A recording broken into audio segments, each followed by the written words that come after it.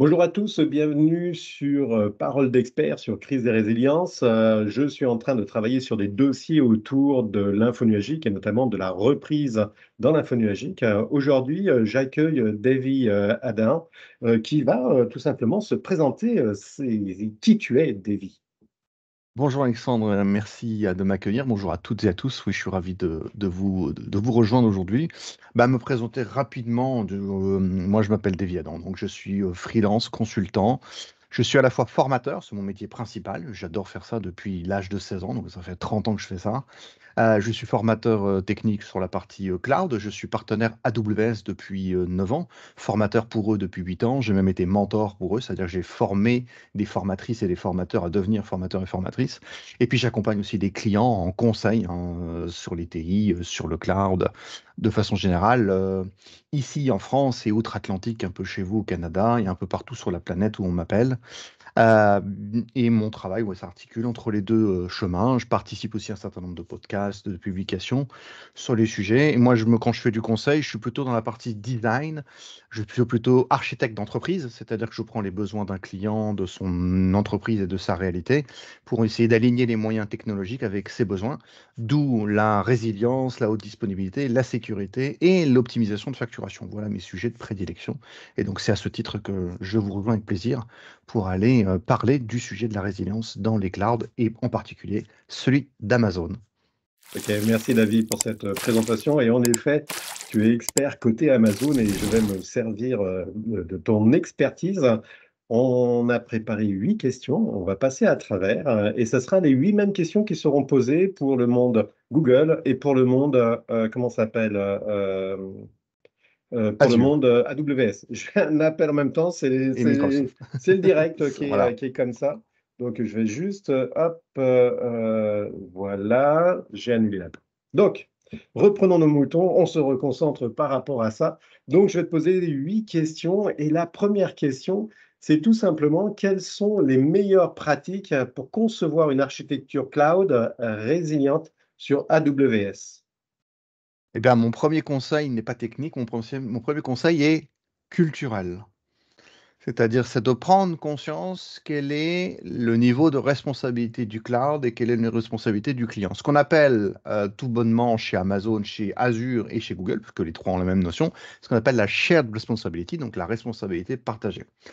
En fait, c'est prendre conscience que aller dans un cloud public, c'est pas pareil, mais du tout, que de faire du cloud privé. C'est marrant parce que c'est une question qui me revient très très souvent. Ça fait 9 ans que je fais ça et pourtant on me la pose tout le temps. J'ai encore une personne hier sur LinkedIn qui m'a envoyé un message que je ne connaissais pas, qui m'a demandé de m'expliquer. J'ai dit, la différence entre un cloud privé et un cloud public, c'est que, imagine que tu as faim, tu veux manger. Donc le besoin, voilà, il est assez simple, je veux manger. Dans un cloud privé, il faudrait que j'achète une cuisine, que je la monte moi-même, puis soit donc je sais installer l'eau, l'électricité, tous les équipements, puis ensuite que j'ai une idée de menu à réaliser, puis qu'ensuite j'aille faire les courses pour acheter tous les produits, puis ensuite que je me mette, enfin que j'achète, pardon, aussi tous les ustensiles pour cuisiner, et ensuite que je me mette à cuisiner avant de pouvoir manger. Voilà, ça c'est le cloud privé. Le cloud public, j'ai faim, je vais dans un restaurant, je regarde le menu, je m'assois, je commande, je reçois le repas, je mange. Et donc ce changement de paradigme, il est en fait considérable. Et il est aussi tout autant presque mal compris ou ignoré par les clients qui pensent que aller dans un cloud public, c'est juste faire qu'on a sa cuisine qui est gérée par quelqu'un d'autre. Non, on a vraiment une notion de service. Ça veut dire qu'on va avoir un renoncement sur certains aspects qu'on gérait avant. Est-ce que c'est grave, ce renoncement? Pas du tout. Sauf pour ceux qui ont envie que ce soit grave. Ça, c'est les questions de gestion de changement. On n'est tous pas forcément égaux face à cette notion-là. Ça arrive, c'est pas grave. Mais quand on va dans un cloud public, effectivement, on renonce à gérer toute une partie. Et quand on parle donc de résilience, la résilience, c'est quoi? C'est la capacité à anticiper le fait que tout va se casser la gueule à un moment donné. Désolé pour l'expression, mais j'ai un peu du mal à le dire autrement. C'est vrai. Alors, il y a une expression du CTO d'Amazon qui est Everything fails all the time. Et j'adore ça parce qu'en fait, ça ramène la réalité. Alors, c'est souvent des notions, quand on en parle, on a un espèce je dirais, de rapport un peu presque gouvernancer, je vais dire, même si c'est du mauvais français, des clients. C'est-à-dire, oh, c'est un truc sympa à voir en théorie, c'est bien dans les présentations, mais bon, dans la vraie vie, tu sais, on va survivre. Non, vous ne survivez pas. Donc, je le redis, premier best practice, moi, que j'applique chez mes clients, c'est prenez conscience du fait que vous allez tomber. Prenez conscience ensuite de quel effet ça va avoir sur vous, sur votre entreprise, sur votre pérennité, vos revenus et peut-être même la stabilité de l'entreprise. Et ensuite, quels sont les moyens à mettre en œuvre pour ça? Deuxième conseil, donc, c'est donc dans cette prise de conscience, c'est d'aller voir quelle est donc la part de responsabilité du fournisseur de cloud et de bien clarifier quel est le niveau d'engagement du cloud. Non, le cloud ne fait pas toute la résilience pour nous. Les clouds, les fournisseurs de cloud, AWS et les autres diront probablement la même chose, vont fournir des moyens de facilitation, de mise en œuvre, de mécanismes aidant à la résilience.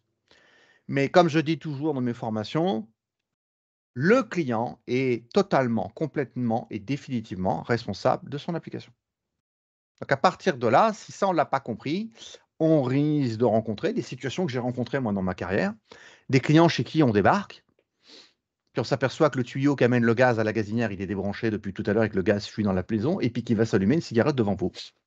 Et voilà, puis la maison, elle saute. C'est-à-dire des clients qui ont, comment dirais-je, qui se sont satisfaits d'une croyance.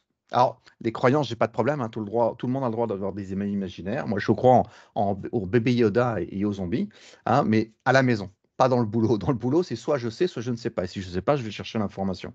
Et là, on a beaucoup de clients qui vont vers le cloud parce qu'ils sont séduits par les promesses du marketing qui va autour, qui sont pour certaines d'entre elles réalistes, hein, si on les met en œuvre, mais qui viennent avec un effort.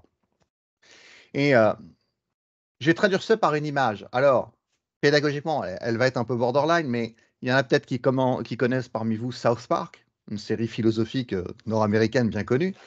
Dans une des épisodes de South Park, ils ont ce qu'on appelle des gnomes voleurs de slip. Donc des petits bonhommes qui volent les slips des habitants. Et à un moment donné, les enfants de South Park vont voir ces gnomes et leur demandent mais pourquoi vous volez les slips? Et là, les gnomes sortent un PowerPoint et commencent à faire une présentation. Étape 1, collecter les slips. Étape 2, étape 3, les profits. Eh bien, je vous annonce que 70% de mes clients sont des gnomes voleurs de slip. C'est-à-dire qu'ils vont, étape 1, aller dans le cloud. Étape 2, étape 3, les profits, la résilience, la scalabilité. Là qu'il faut se rendre compte qu'en fait, finalement, déménager va changer l'approche, mais ne nous déresponsabilise pas dans notre démarche. On a quelque chose à faire ici. Donc, c'est vraiment le premier best practice d'application de la résilience dans un cloud, c'est comprendre qu'on n'est plus chez nous, on n'est plus au même endroit, on ne peut plus faire les choses de la même façon. Et si le fournisseur de cloud va nous aider, nous assister, nous fournir des choses très pratiques qui vont nous permettre de gagner du temps, et il n'en est pas moins qu'il nous appartient de maintenir notre niveau de résilience et notre niveau de conscience de ce besoin de résilience. Et je le redis, hein, une résilience, c'est jamais gratuit. Donc, oui, ça va coûter de l'argent. Parce que chaque fois qu'on dit, ouais, mais tu redondes la machine, ça coûte des sous. Ouais, enfin, je ne connais pas de résilience gratuite, ça n'existe pas. Mais redonder une VM, c'est moins cher que de redonder deux data centers quand on est propriétaire, pour l'avoir fait à une époque. Hein, quand vous arrivez avec un budget de 400 000 $ et puis que vous le doublez du jour au lendemain pour la résilience, c'est difficile de faire passer la pilule. Sauf que là, on n'est plus du tout dans ces facteurs-là. Donc ça aussi, c'est un des best practices du cloud, c'est de prendre conscience que la résilience, elle est à portée de main et à portée de budget beaucoup plus facilement, je trouve, par mon approche, par ma pratique, dans les clouds publics aujourd'hui. Parce que d'une part, certains services vont nous amener des formes de résilience déjà natives, de la haute disponibilité, par exemple, dans l'approche serverless, ce genre de choses qu'on va pouvoir revoir dans d'autres questions. Et puis, la redondance des équipements, l'industrialisation de cette mise en place de la résilience, parce que les fournisseurs de cloud sont quand même, enfin, ont tout intérêt. Je compare les fournisseurs de cloud aux banques, en fait. Les banques aujourd'hui, vous ne vous posez pas de questions, vous mettez votre argent dans votre banque. Tous les mois, votre salaire, il tombe dans votre banque et vous avez confiance en votre banque. Est-ce que c'est une confiance exagérée? Je ne sais pas. Ce sera un autre sujet à discuter ailleurs. Mais en fait, on a tous des banques et on fonctionne avec. Les systèmes bancaires semblent assez fiables en termes de sécurité de notre argent. Et donc, il a fallu industrialiser ça fortement pour qu'on dise, quand je vais dans une banque, il y a le nom de banque, alors je sais que j'ai cette fiabilité. Mais les fournisseurs de cloud ont tout l'intérêt d'avoir le même niveau d'engagement et de fiabilité. Si demain, il n'y avait pas cette fiabilité dans le contrat du cloud public, eh ben, vous savez quoi? J'ai fait du VMware pendant 10 ans, ben, je retourne faire du cloud privé. Parce que c'est ce qui se passerait, c'est-à-dire que les clients partiraient. C'est vraiment en fait, on est sur un des sujets finalement qui fait que Si un client n'a pas confiance dans le cloud, il dira jamais dans le cloud. Point final. Fin de discussion. On arrête. En fait, il n'y a rien d'autre à dire. La confiance, elle vient de la sécurité et de la résilience, qui sont évidemment deux champs, comment dire, liés l'un à l'autre et qui participent l'un de l'autre.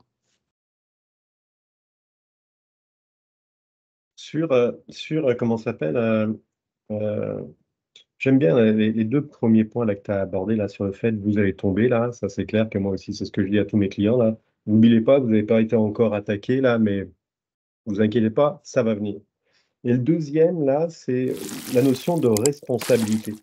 Et c'est impressionnant les croyances, tu parlais des croyances là, de bébé Yoda et puis des zombies là.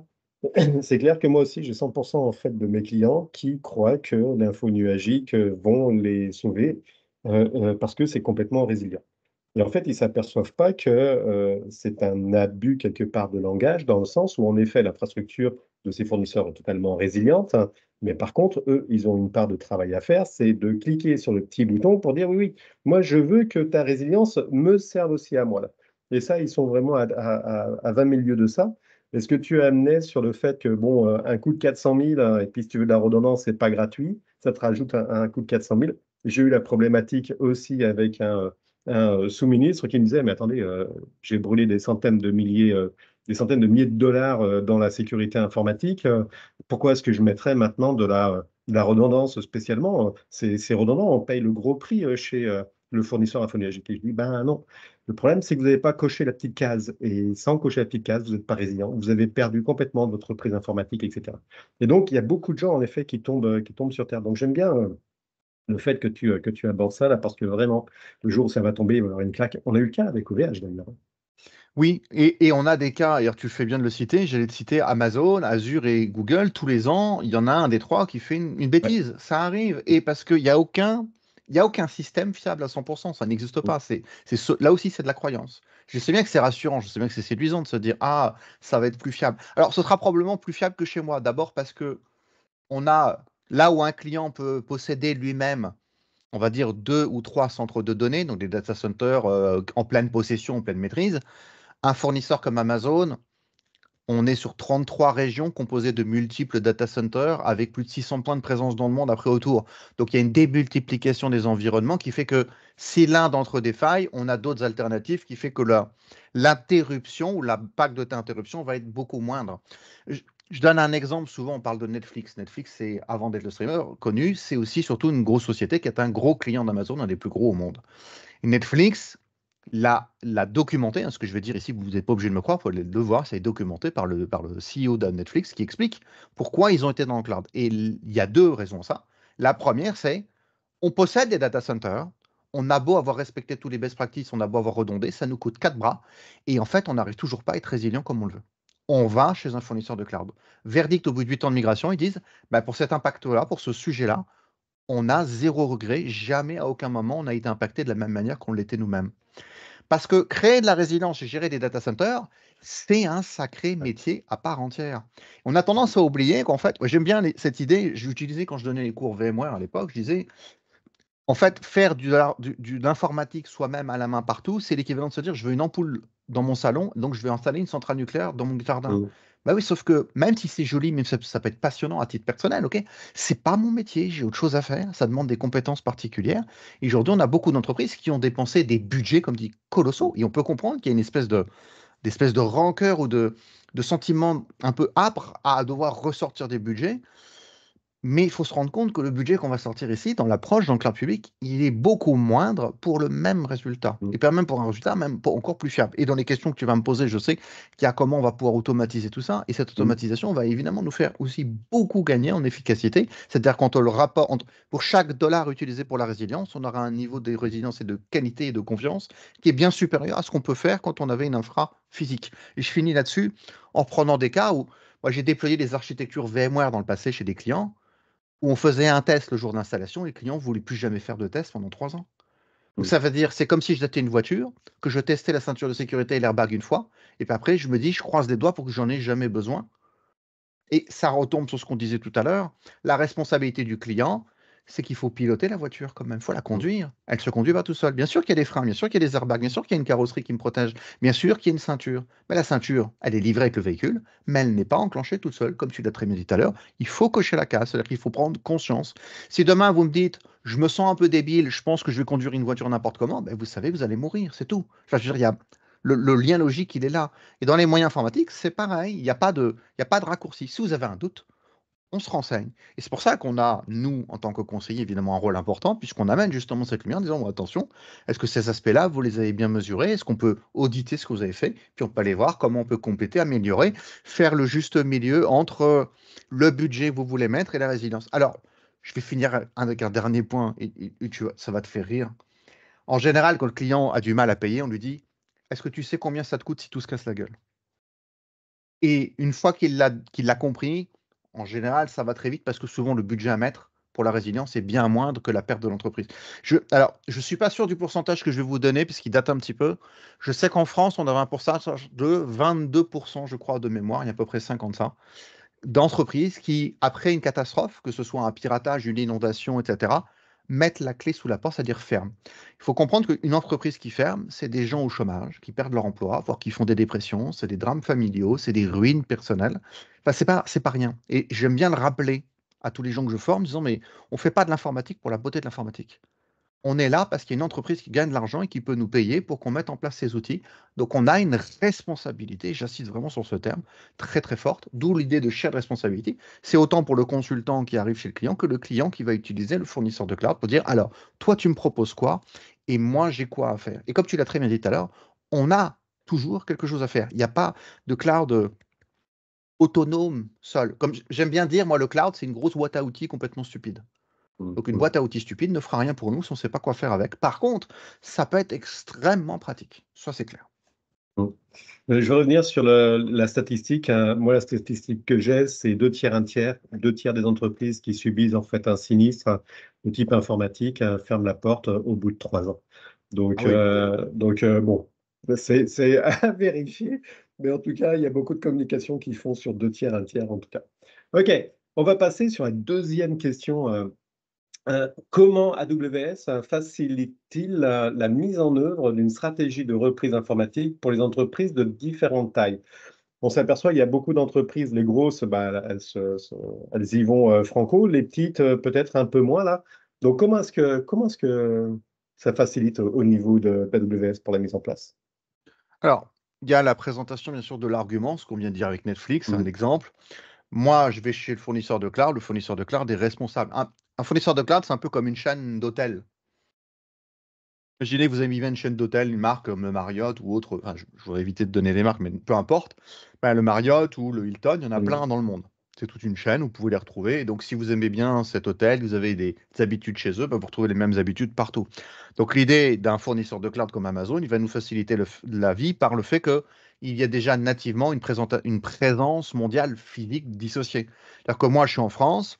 Pour des questions de législation, mais la plupart de mes clients vont vouloir se situer à la région Paris, France, mais ils vont avoir besoin peut-être d'une redondance dans un autre pays pour assurer la reprise en cas de problème de cette région entière. Mm. Alors, c'est des notions qu'on va revoir dans une autre question, on va pouvoir Mm. commencer à les avancer ici, mais donc la notion de région, c'est une enclave géographique limitée qui nous permet de cloisonner la présence de services et son usage. Ce qui se situe dans une région n'existe pas par défaut dans les autres par principe. Si moi, par contre, je veux le remettre en place dans une autre région, c'est facile. Donc là aussi, ça me facilite la tâche parce que si je veux prendre une donnée, par exemple, que je la dépose chez Amazon en France et que je veux la recopier en Allemagne ou en Italie ou en Angleterre, enfin plutôt en Irlande, pour des questions de droit, Mm. eh bien, les régions existent déjà aussi dans ces pays. Donc, j'ai les mêmes services, j'ai les mêmes éditeurs, j'ai les mêmes contraintes, j'ai les mêmes fonctionnements. Donc, j'ai pas d'ambiguïté à remettre en place toute une architecture qui est déjà présente. Et c'est possible de le faire même dans des cas d'architecture très restreintes. Alors, je vais peut-être rentrer dans les notions plus techniques ici, comme les architectures dites Pilot Light. Une architecture Pilot Light, la veilleuse, hein, c'est quelle est l'architecture minimum à maintenir vivante en face pour pouvoir reprendre. Donc, ça veut dire Mm. que je peux avoir une présence avec, par exemple, le descriptif de mon architecture, de mon réseau, qui ne me coûte pas un centime, pas un sou. Et puis avoir, par exemple, la base de données qui est recopiée entre deux régions et de me dire, si j'ai un problème, je rallume l'ensemble, ce qui fait que donc j'ai une présence ailleurs qui n'est pas Mm. impactée par les mêmes problèmes, puisque si la région est impactée, je passe dans une seconde région qui est différente. Et ça ne me coûte pas grand-chose puisque j'ai réduit mon empreinte au strict minimum. Et puis on a d'autres ensuite, on pourrait faire des déclinaisons, hein. On a l'architecture stand-by, donc on pourrait avoir la même architecture mais avec la partie applicative qui est déjà vivante, prête à reprendre pour aller plus vite. On peut carrément faire du multisite actif-actif où on pourrait vivre sur deux régions à la fois. Localement, à une région, alors je dissocie. Alors, puisqu'on est sur des termes, mais on va avoir des termes justes, et je vais inviter notre audience à essayer d'avoir ces termes justes aussi dans leur vocabulaire. On parle ici de DR, Disaster Recovery Plan, d'accord? Donc de plan de reprise ou de plan de continuité d'activité. Ce qui est différent de la haute disponibilité ou de la faute tolérance. Ouais. OK? Et là, comme la question est sur la Disaster Recovery Plan, c'est vrai que je vais souvent parler de multi-régions. D'accord? Ce qui est une notion qui peut être gênante pour certains clients parce qu'il y a une histoire de budget. On revient dessus. On nous dit, oui, mais moi, j'existe déjà dans une région, il y a déjà de la redondance dans cette région.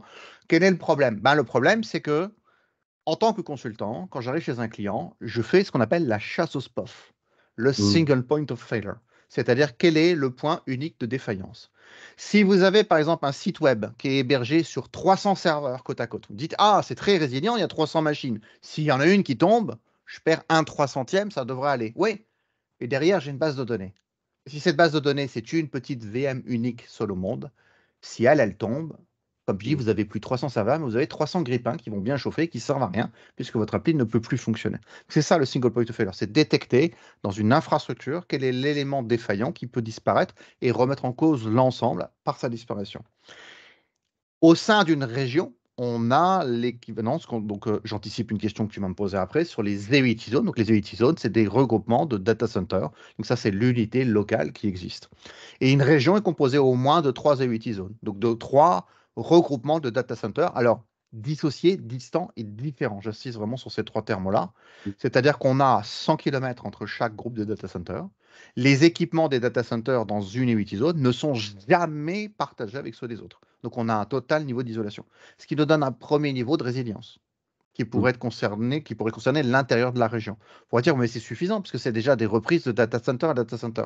Pour un client qui possédait ces data centers lui-même, on peut comprendre ce point de vue. On peut dire, oui, effectivement, c'est des data centers différents. Mais sauf que chez Amazon, des EIT zones, c'est regroupé au sein d'une région. Et on a une unité fonctionnelle ici. On a une unité de service. Il y a des services qui sont au niveau de la région. Alors, ils sont redondés dans les zones, c'est très bien. Nativement, tiens, ça c'est un truc que je n'ai pas à faire, ça c'est un des bénéfices. Mais l'inconvénient, c'est que si c'est la région qui a un problème, eh bien, il faut que je bascule ailleurs. Mm. Et tu sais que ce constat-là, en fait, on a beaucoup de clients qui ont du mal à accepter la réalité que ça puisse arriver. Et donc, je reviens sur ce que tu disais avec OVH tout à l'heure, c'est que ça nous rappelle à l'ordre. Donc, OVH est un fournisseur qui a eu une panne connue il y a 2-3 ans, mais chez Amazon, bah, vous faites Google, Amazon, avril 2017, North Virginia, et vous allez voir le fameux incident où ils ont carrément cassé un service qui s'appelle S3, qui est un service de stockage en mode objet, Mm. qui est au niveau de la région. Autant vous dire que ce service S3 est un service fondamental qui se cache derrière une vingtaine d'autres services. Donc la région était morte, tout simplement. Mm. Donc oui, le fournisseur peut faire des erreurs et nous casser un service. Je peux moi-même faire une erreur au niveau Mm. du service et donc être impacté au niveau de la région. Et donc je ne suis pas à l'abri de ce problème-là. Souvent, les clients ont du mal à comprendre parce que quand on leur dit que la région est remise en cause, ils pensent qu'il y a une bombe nucléaire qui a détruit tous les data centers chez. Non, c'est beaucoup plus simple que ça. Ça peut être une entrée DNS qui est pourrie, puis j'arrive plus sur la région, c'est fini. Et donc, qu'est-ce qui se passe quand ça s'arrête? Et donc, le best practice du best practice ici, c'est multi-EUT zone. Ça, c'est natif. On conseille ça tout le temps. Moi, j'interdis tout design quand j'en fais avec une seule EUT zone. Et ensuite, on conseille. Donc, ça, c'est mon étape après. Tu vois, genre par exemple, ça va être une partie de consulting. Ça va être une sensibilité à dire au client, je vous conseille ça. Vous n'êtes pas obligé. Par contre, on va cartographier ce qui peut se passer si ça arrive, s'il y a un problème à ce niveau-là. Bien sûr, vous avez un premier niveau de résilience qui est déjà très confortable, c'est vrai. Il est très fonctionnel. Le Mm. cas des pannes à un plus haut niveau est plus rare, mais comme tu le sais très bien, rare ne veut pas dire impossible, et donc ça veut dire qu'il Mm. faut qu'on en ait conscient et qu'on amène la personne qu'on conseille à être conscient de ça. Après, un client peut faire des choix. Il a le droit de faire le choix de dire, moi, je fonctionne sans filet ici, ça me va très bien, je suis content. On n'oublie pas de faire signer la petite décharge qui dit qu'on a conseillé de faire autrement et que, en cas de problème, bah, le client est responsable de son choix. Et c'est ce qui s'est passé avec Amazon, par exemple, en avril 2017. C'est qu'Amazon a eu cette panne qui a été publique, ils ont expliqué, ils ont refait un post le lendemain pour expliquer pourquoi c'est arrivé, ce qu'ils ont découvert. Ils ont découvert ce qu'on appelle un macro single point of failure qu'ils n'avaient pas vu, un truc conceptuel, qu'ils ne pensaient pas qu'en fait, il y avait des garde-fous. qui étaient là normalement pour pas que ça arrive, mais ils se sont aperçus que les garde-fous ont été outrepassés. Et donc finalement que le système n'a pas été suffisamment résilient et solide et cloisonné. Donc ils ont retravaillé à ça. Et il y a des clients qui ont dit, bon, bah, pas de problème. Nous, on avait entendu, everything fails all the time. Utilisons la redondance qui m'a facilitée par Amazon, par la présence de mes régions, pour rester sur la question. Et il y a des clients qui ont dit, non, non, c'est dégueulasse, c'est pas notre responsabilité, c'est tout fournisseur de cloud. Et le fournisseur de cloud sort les avocats, procès, mais c'est marqué partout. C'est marqué dans tous les documents, c'est dit dans toutes les formations, c'est donné dans toutes les vidéos. On vous dit depuis le départ, vous devez vous préparer à la panne. Vous ne l'avez pas fait, c'est votre choix. Vous êtes libre de ce choix, mais nous n'allons pas assumer les responsabilités pour vous, à aucun moment. Et tous les clients qui ont fait des procès à Amazon ou même à OVH après, ont tous été déboutés par le tribunal en disant non, le contrat est très clair depuis le départ. Le fournisseur nous facilite la vie en nous proposant une redondance native des équipements, une dissociation et la possibilité de pouvoir l'exploiter. Et puis ensuite d'avoir une redondance géographique par des points d'ancrage. Donc on a les EUT zones à l'intérieur d'une région. Puis ensuite on a les multi-régions entre plusieurs pays. Et à partir de là, évidemment, là on commence à être vraiment très très couvert. Donc la facilitation, je dirais qu'elle vient de ça. Elle vient donc de cette architecture qui nous est posée, qui nous donne évidemment des clés pour pouvoir nous-mêmes l'exploiter. Et puis ensuite, on a bien sûr aussi des services qui vont aller dans ce sens-là. C'est-à-dire que dans les mécanismes des services, on va avoir l'exploitation de cette redondance native. Ça peut être aussi une facilité, y compris pour les petites entreprises. Par exemple, un service comme S3, qui est un service de stockage en mode objet. Donc, je crée un bucket dans lequel je mets plein de données. Ce bucket réplique son contenu 4 à 6 fois par défaut, quoi que je fasse. Déjà de base, cette donnée. Donc là, ça adresse, ça m'aide, ça m'assiste en me fournissant déjà une résilience par la reproduction de ma donnée native. Il n'en est pas moins que si le service est mal en point, cette résilience ne me sert pas à grand-chose parce que je n'ai plus accès à la donnée. C'est la différence de notion qu'on voit entre la durabilité d'une donnée et l'accessibilité d'une donnée, là ensuite, qui sont souvent des questions de culture. Souvent, on confond les deux termes. La durabilité de données, c'est la capacité à s'engager à l'intégrité et à la conservation d'une donnée sur le temps.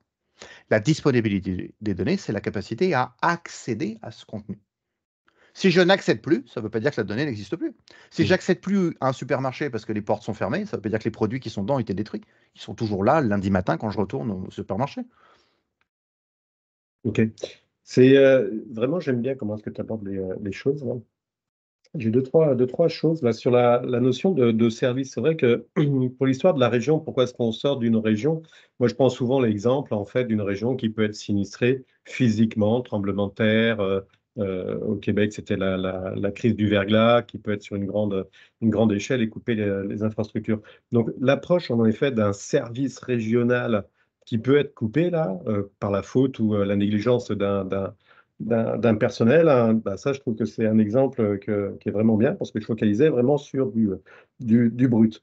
L'autre chose, il y a un point qui est intéressant aussi que tu as soulevé, c'est la notion de certains services sont résilients de façon native. Tu parlais de S3 et du bucket, hein. Par rapport à ça, sur ces services-là, ils sont résilients du côté, en fait, plus, on va dire, local, de zone, pas forcément résilients au niveau interrégional. Est-ce que je me trompe Alors, là-dessus ou tu as trois, on va dire que tu as trois niveaux de service. Et je ouais. te remercie de ta question pour ça. Tu as les services liés à l'EIT Zone. Donc, comme leur nom l'indique, ils n'existent que dans un seul data center à la fois, Mm. littéralement. Voilà ce que ça veut dire. C'est le cas des EC2, les machines virtuelles, c'est le cas de leur disque dur, par exemple. Voilà. Donc là, ils sont liés. Ton EC2, il existe qu'en un seul exemplaire, il tourne qu'à un seul endroit. Le disque, pardon, oui, j'ai ton instance C2. Ton disque BS, le disque dur, par exemple, il existe en 3 exemplaires déjà. Ça, Amazon nous donne l'information, ce qui permet. Est-ce que ça nous sécurise, nous? Je vais poser la question comme ça. En fait, nous, on ne le voit pas trop, parce que moi, j'ai un disque BS, je le connecte à ma VM, je mets mes données dedans. En fait, ça couvre Amazon de leurs propres erreurs. S'ils ont un disque dur qui plante chez eux, une baie de stockage qui plante, le disque est redondé.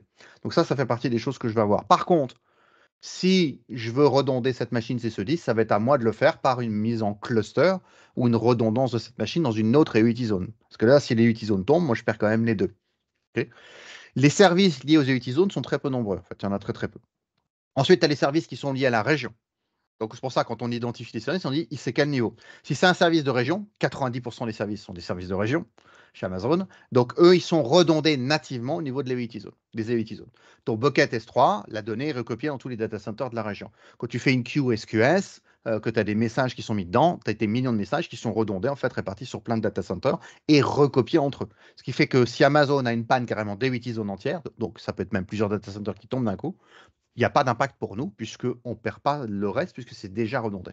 Et puis, tu as un troisième niveau, qu'on appelle le niveau global, qui est très exceptionnel. Il y a 6 ou 7 services seulement qui sont concernés par ça, qui est le niveau mondial. Ça peut être des services comme Route 53, le DNS, qui lui, bah, pour le coup, il existe partout en même temps. Donc lui, il est multi-région et il est même à l'extérieur des régions. Il est même dans ce qu'on appelle les Edge Location, qui est encore un autre réseau de data center qui vient supporter certains services comme le DNS. Et lui, en l'occurrence, par exemple, Amazon a carrément un SLA de 100% sur Route 53. OK. Mhm. OK. Bon, super. Merci de ce complément d'information. C'est vraiment important parce que chez un client, j'avais fait justement une petite étude sur la notion de résilience hein, locale ou régionale. Hein, et il y avait des choses qui ressortaient qui laissaient à penser qu'il était nécessaire de faire un petit peu d'effort là-dessus. Je vais passer à la prochaine question là. Peux-tu nous expliquer, on en a déjà un petit peu parlé, hein, mais peux-tu nous expliquer les rôles, enfin le rôle des zones de disponibilité des régions AWS dans la construction d'une infrastructure pardon, informatique résiliente. On en a déjà un petit peu parlé. Limite, tu peux peut-être en faire juste une synthèse. Alors, donc, l'infrastructure du cloud d'Amazon, ce sont des vrais data centers. Quelque part, il y a des data centers qui existent dans les pays, partout dans le monde, voilà, avec des bâtiments gérés, encadrés avec une force quasi militaire. Hein. C'est très, très cadré. Il faut savoir que les data centers d'Amazon sont très sécurisés. Ils sont pas, vous n'en trouverez pas, il n'y a pas le logo dessus, hein, il n'y a pas la pub. Les employés qui sont dedans ont un background check qui s'y est fait avant de rentrer chez eux. Si vous avez été viré de chez eux, vous ne rentrez plus jamais chez eux. Par exemple, pour être formateur, il y a un background check qui est fait, même si je suis partenaire, je ne suis pas un employé chez eux. Et si j'avais été employé de ces data centers, j'aurais l'interdiction d'exercer en tant que formateur, avec le risque de pouvoir divulguer des informations critiques sur le fonctionnement interne. Donc ces data centers sont possédés par Amazon, tous, ils sont localisés dans des pays, et donc ces localisations, c'est ce qu'on appelle des AUT zones. Alors une AUT zone, pour reprendre la définition exacte, c'est un, voire plusieurs data centers. Ouais. Le niveau de détail, vous ne l'aurez jamais. Comme je dis souvent, ce ne sont pas les droïdes que vous cherchez, comme disait Obi-Wan Kenobi. Voilà, hop, on laisse tomber. Cette information, en fait, j'aime bien le terme anglais, il est plus propre qu'en français, il est irrelevant. J'adore ce terme, parce que c'est ça, en fait. En fait, ça n'a pas d'impact pour nous, ça ne rentre pas dans nos considérations.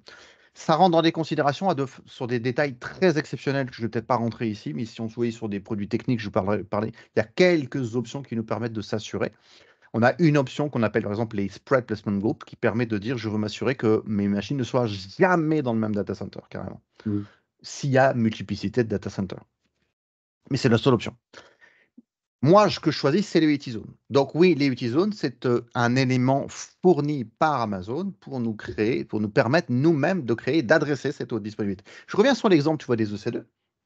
Où l'EC2, lui, elle est liée à l'UT zone. Donc ça veut dire que si un client dit demain, je crée mon application c'est une seule VM et je la mets dans une seule UT zone, ça reste un single point of failure. Donc pour rappel, c'est ça. Une UT zone, c'est un groupe organisationnel logique de ressources isolé, distant. Alors j'ai dit tout à l'heure une centaine de kilomètres entre les UT zones. Mm. C'est fait aussi pour s'assurer que la distance ne soit pas un frein et ne génère pas de latence extraordinaire. Ouais. Donc on est sur des réseaux privés, c'est de la fibre noire, donc on est sur du très haut niveau, c'est procédé par Amazon systématiquement. Et on a un engagement, je crois qu'il est toujours bon, de 9 millisecondes maximum de latence en aller entre deux data centers. Max en aller et juste en cas de déperdition la plus grave. La latence habituelle est beaucoup plus basse que ça. Donc, ce qui nous permet nous aussi de nous ajuster, de dire, OK, si j'ai une discussion entre ces deux data centers, ça ne me perturbe pas plus que ça mes applications, ou au maximum, ça peut faire cet effet-là. Ce qui n'est pas anodin, hein, qui a un impact, on le prend en compte dans des designs parfois. On a même des options pour l'empêcher, mais en tout cas, c'est pas comme si je faisais une réplication entre Tokyo et Sao Paulo, où là, j'aurais des latences bien sûr supérieures. Donc ça, c'est les EUT zones. Attention, les EUT zones, aujourd'hui, vous en avez 3 par région, systématiquement. Ça n'a pas toujours été le cas. Moi, j'ai connu une période où on avait des régions à 2. Ça a été le cas de la région Canada, la première, quand elle est apparue. Ça a été le cas de la région Allemagne. Et en petite anecdote, en Europe, en fait, ça s'est arrêté du jour au lendemain puisque la Banque centrale européenne a dit à tous les clients bancaires, ces 3 data centers ont rien. Vous avez 6 mois pour vous mettre en conformité. Donc là, Microsoft et Amazon se sont amusés en quelques mois à rattraper ça et à changer systématiquement leur vue. Aujourd'hui, quand Amazon vous annonce une nouvelle région, c'est 3 EUT zones. Pourquoi 3? Ce sont des règles des best practices de résilience, hein.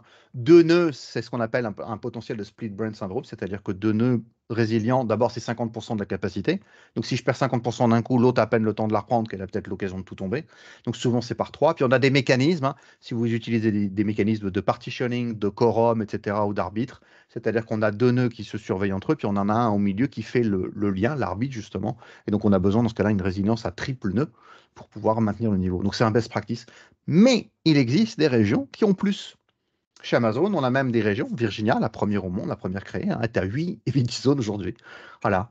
Donc on en a même parfois beaucoup plus. Donc cette notion, cette relation, c'est ça. Les utilisations, c'est le cœur, c'est l'incarnation des data centers, qui peut être, on l'a dit, exploité nativement par des services ou que ce soit à nous de les exploiter. Et ensuite, on a les régions, donc les positionnements géographiques. Alors, la région, bien sûr, ça crée de la résilience, et ça adresse aussi des problématiques de législation, puisque étant une entreprise dans un pays, il y a des lois, des règles, des standards, des normes à respecter. Et ces normes, bien sûr, moi, il faut que je les respecte à l'endroit où je suis. Si demain, vous me dites, moi, je travaille qu'avec le territoire français, il va falloir trouver des data centers en France. Si vous me dites, ouais, mais moi, je peux respecter le droit européen, dans ce cas-là, on va ouvrir un peu plus et on aura plus de régions sous la main. Pour le public canadien, vous y avez été confronté très récemment encore, puisque la deuxième région vient d'arriver en décembre 2023, après avoir été annoncée depuis longtemps. Et moi, pour travailler avec le secteur canadien depuis pas mal de temps aussi, on avait juste une tolérance gouvernementale en disant, actuellement, on tolère que vous travaillez qu'une seule région, mais à partir du moment où la deuxième est prête, vous devez vous y préparer. Et d'ailleurs, c'est quelque chose qu'on va voir aussi dans les outils d'automatisation. Moi, c'est un best practice que j'applique chez mes clients. Je dis, vous me fabriquez toujours vos automates en multi-région systématiquement, même si aujourd'hui, vous n'existez que sur une seule. Parce que si demain, vous avez besoin, et on a autre chose à faire dans la vie que de tout refaire à la main. Alors qu'en fait, on a déjà fait tout le boulot. Donc, on se positionne en multi-région. Et donc, comme je disais, il y a même ensuite le degré supplémentaire qui sont les edge location, les services globaux. On peut carrément avoir des services qui sont mondialement repris. Alors, eux, ils sont présents sur 600 points, plus de 600 points de présentation dans le monde, qui sont des data centers qui possèdent des propriétés particulières, qui n'hébergent que certains services comme le WAF, par exemple, le Web Application Firewall, comme le DNS, comme le CDN, le Content Delivery Network, ou l'API Gateway, qui peuvent être positionnés à ces endroits-là. Ce sont des services, pour certains d'entre eux, comme le WAF, comme l'API Gateway, qui ne sont jamais présents dans les régions directement, qui sont présents en bordure. Pourquoi on a besoin de ça? Ça nous seconde, ça nous aide sur des mécanismes ici qui sont issus plutôt au réseau et aux communications publiques et qui peuvent accueillir, par exemple, quelques milliards de connexions par heure. Et donc, on se doute bien que un ou deux data centers, ça ne tiendra pas. Et donc là, on a besoin de ce réseau, ce que j'appelle mes sentinelles, tout autour de la planète, qui nous aident en plus à seconder. Voilà pour redonner une explication, une synthèse. Et super. Merci beaucoup pour justement cette synthèse qui est très très claire. Je vais passer à la question suivante. C'est quels sont les défis spécifiques à la reprise informatique dans le cloud et comment AWS les adresse-t-il? Alors, est-ce qu'il y a des défis spécifiques au cloud public? J'ai toujours la sensation que moi, qu'on fait le même métier, on a juste changé d'endroit. Donc, de mon point de vue, après avoir fait 10 ans de cloud privé, j'ai la sensation quand j'ai changé de culture, mais pas forcément de métier. Donc, la résilience, c'est toujours la même chose. C'est ma donnée doit exister, mon infrastructure doit être stabilisée, elle doit être accessible, elle doit être faite avec les mêmes performances, selon les cas d'usage différents, être relativement élastique, être capable d'être, c'est ce qu'on appelle aujourd'hui l'antifragilité, c'est-à-dire être capable Mm. justement de se bâtir en souplesse, en élasticité. Alors, le challenge particulier du cloud public, c'est ce qu'on disait tout à l'heure en introduction, c'est de comprendre le changement de responsabilité.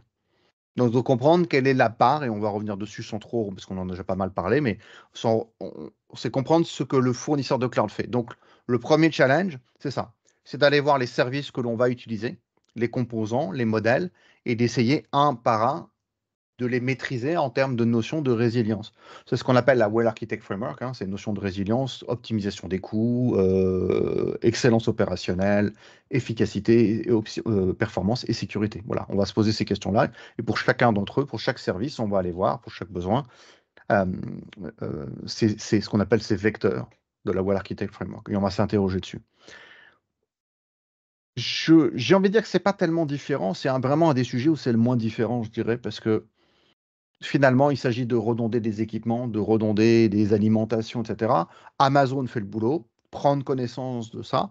Donc là, ça veut dire peut-être aller voir dans des documentations. Si c'est votre spécialité, oui, vous allez devoir aller voir les rapports de conformité d'Amazon. Ce qui peut se poser la question, c'est ouais, mais moi, ces rapports de conformité, avant, c'est moi qui les remplissais, qui les donnais à auditer à autres. Comment je fais, moi, pour les avoir ici? Donc là, ça, c'est un changement, par exemple, de paradigme. Donc là, on a un service, par exemple, qui s'appelle AWS Artifact. Donc dans Artifact, vous pouvez aller voir les rapports de conformité, donc SOC, ISO, IPA, FIPS et autres qui sont normalisés. On a plus d'une trentaine de programmes de mise en conformité par le monde qui sont utilisés par Amazon. Alors, ils ne sont pas tous valides dans les mêmes pays, hein, puisqu'on en a des spécifiques. Et puis, on a des programmes ensuite ce qu'on appelle les insurance programs qu'on peut avoir avec Amazon, où on a des équipes locales qui peuvent nous aider. Donc, dans ces rapports-là, me dire, ouais, mais attends, la mise en conformité, c'est de la sécurité et de la résilience. Oui, oui, mais n'oubliez pas que sécurité et résilience sont toujours liés. Et tout ça, ça se fait de façon industrielle par la standardisation. Donc, en fait, les trois sont liés. On ne traite pas la résilience comme un sujet à part entière, en fait, seul, unique. On le traite avec les biens fondés de la sécurité, de la mise en disponibilité, de la valorisation et de la facture. Enfin, tout ça, c'est tout le temps lié, en fait. Donc, ce qui va changer, c'est ça, c'est ce rapport où, comme je délègue la responsabilité à quelqu'un d'autre, il faut quand même que je m'assure que ce soit bien fait. C'est comme quand vous allez dans un hôtel, l'hôtel a un peu besoin aussi de montrer qu'il a une assurance incendie, qu'il n'a pas de cafard, qu'il n'a pas des punaises de lit, etc. Enfin, qu'il a bien fait les choses. Et si l'hôtel vous paraît bizarre, vous n'y allez pas. Donc là, c'est la même chose, c'est une histoire de passage de confiance. Il a pas arrivé qu'il y ait des clients qui disent, mais moi, est-ce que tu as confiance au cloud? Moi, je dis, je n'ai pas du tout confiance au cloud. Je fais, mais attends, tu y vas. Oui, mais j'ai pas besoin. Parce qu'en fait, ils sont accrédités par des organismes d'accréditation qui faisaient mon contrôle chez Mm. moi et qui le font de la même façon. Et j'ai parlé tout à l'heure du besoin qu'eux, ils le fassent de façon industrielle. Si c'est fiable, il y a de plus en plus de clients qui iront. Comment? Après, ça, c'est d'autres détails, mais ils iront. Si c'est pas fiable, le marché n'existe pas, littéralement. Donc, ils ne peuvent pas survivre. Donc, ils ont besoin que cette fiabilité, elle ait lieu. Et donc, le changement majeur que je vois, c'est que quand tu le fais chez toi, toi-même, bah souvent, pour rester poli, ça ennuie beaucoup les clients de le faire, en fait. C'est pas un Mm. boulot qu'ils aiment. Moi, j'aime ça, toi, t'aimes ça, nous, c'est notre métier, on adore ça, on aime bien que les trucs soient carrés, et on nous demande de venir pour que les trucs soient carrés. Sauf que les clients, souvent, ça les ennuie beaucoup, ça les saoule très lourdement, et ils ont raison. C'est pas leur métier. Eux, ils vendent du poisson, ils vendent de la chaussure, ils fabriquent des chars, ce que vous voulez, voilà, c'est leur boulot. Et l'informatique n'est qu'un moyen à mettre en œuvre pour arriver à ce résultat-là. Donc là, le fait que le fournisseur de cloud vient faire cette partie-là, c'est aussi un gros bénéfice. Je pense que c'est là aussi le changement, c'est de se délester sur quelqu'un tout en gardant en tête qu'on a quand même un droit de regard. Par contre, on n'a pas le droit de contrôle. Ce qu'Amazon fait, il le fait. T'es d'accord, t'es pas d'accord, ils sont non, rien à faire, c'est pas leur problème. Oui, mais moi je suis un gros client, je vais payer des millions.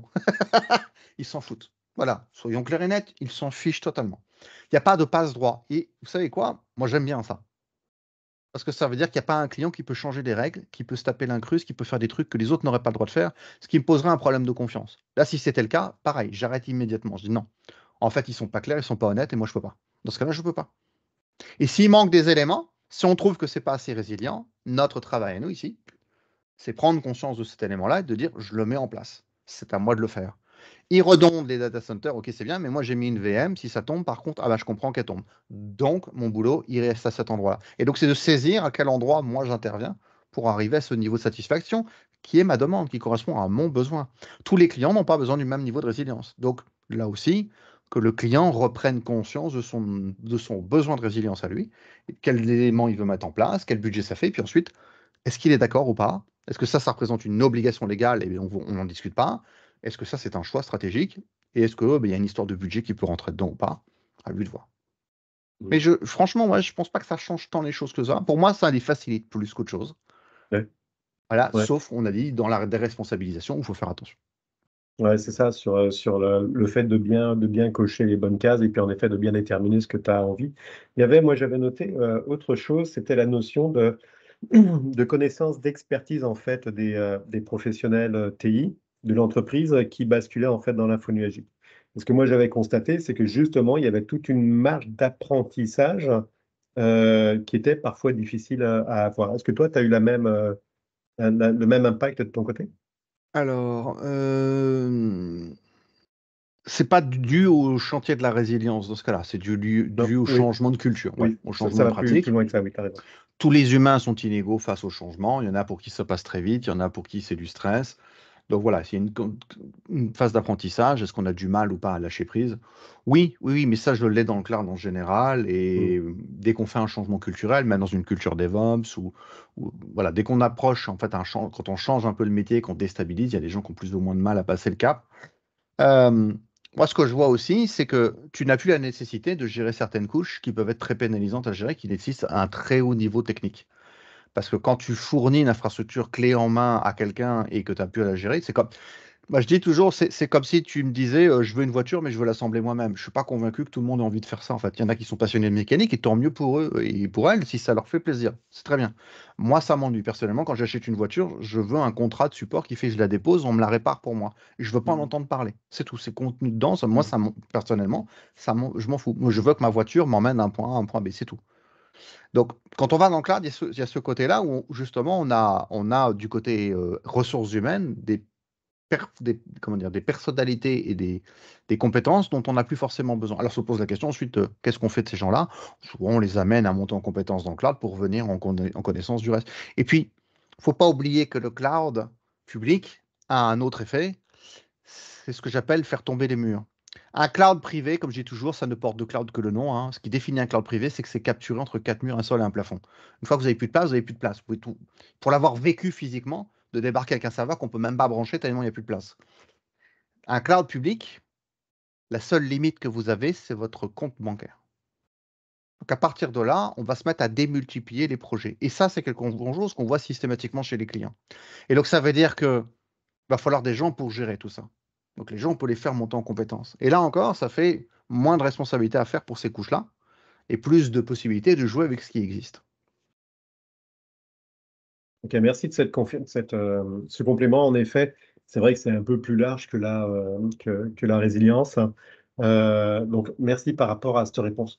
La question suivante, là, c'est que beaucoup d'entreprises partent dans le cloud parce que ça coûte justement moins cher, qu'il y a des gains financiers à faire là-dessus. Donc, la question, c'est comment évaluer efficacement le coût versus l'efficacité des différentes stratégies de reprise informatique dans AWS. On en a un petit peu abordé. Je te laisse refaire un point là-dessus. Alors, ça va se doubler avec d'abord la prise de conscience du client de pourquoi elle va dans le cloud. C'est souvent mon point de départ, donc je donne des cours d'architecture cloud. Je dis, attention, si vous débarquez chez un client qui vous dit il va dans le cloud mais il ne sait pas pourquoi, il faut arrêter tout de suite. Et sauf que ça, c'est 80% des clients aujourd'hui, hélas, qui vont dans le cloud par la séduction, c'est le moment, ils en ont entendu parler, ils ont un concurrent, et on a cette problématique. Normalement, pour aller dans le cloud, faut savoir ce qu'on vient y chercher. Et donc là, tu es pile dans ce sujet-là. Ça fait partie des sujets qu'on vient chercher. Je redonne le cas de nos amis de Netflix. C'était une de leurs deux ou trois démarches majeures, avec la scalabilité, donc la possibilité de s'adapter aux besoins de marché, et puis la capacité d'innovation. Donc, c'est un des gros bénéfices qu'on va venir chercher. Quand je suis dans un cloud privé, si je veux créer le niveau maximum de redondance, on l'a dit tout à l'heure, tu prends 400 000 $, tu mets 400 000 $ derrière, c'est la même. Et ensuite, tu payes les produits qui mélangent, enfin qui copient les deux, et tu rajoutes encore 100 000 de plus. Et là, ça fait mal. Quand tu prends un cloud public qui existe déjà, que tu crées une infrastructure dedans, la résilience, puis tu vas avoir déjà des bouts contenus dans les prix, puisqu'on peut avoir des services qui en fait des gens à bout, donc c'est déjà contenu dans le prix. Je sais combien ça va me coûter.